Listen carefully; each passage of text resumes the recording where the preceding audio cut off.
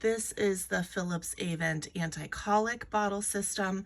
This has the vent built in. This is the vent system. So in order for this to not collapse, you have to have this piece in place, which does make a little bit of extra setup and cleanup when you're working with this bottle, but it can help stir your formula or shake your breast milk when you're feeding that way. This bottle nipple needs to have the vent in, otherwise it can collapse. This does have a very long shoulder type nipple, so this can gag babies. And to get a deep latch baby really has to be all the way up here with their lips. I don't like the shape of this bottle for most babies because as they latch, it creates an air pocket right here. So a lot of babies will swallow a lot more air on this system, even though they have the vent in, and it can be a little more difficult for baby to be able to get milk. So not my favorite system on the market, but it's okay.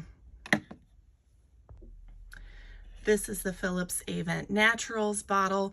This has a more tapered nipple than some of the bottles out there, but not as tapered as some better bottles.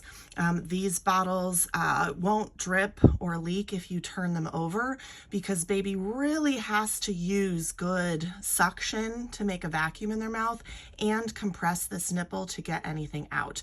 So these bottles are very difficult for many babies to be able to suck from. So if you're finding that you put 2 ounces in here and 20 minutes later there's still almost 2 or 1.5 ounces in there, this bottle system was too tricky for them. My other concern with this more straw-like latch is if they actually latch deeply, they'll create air pockets in their mouth and can actually swallow more air. So if baby has dimples in their cheeks or struggling, it's most likely the shape and design of this particular bottle.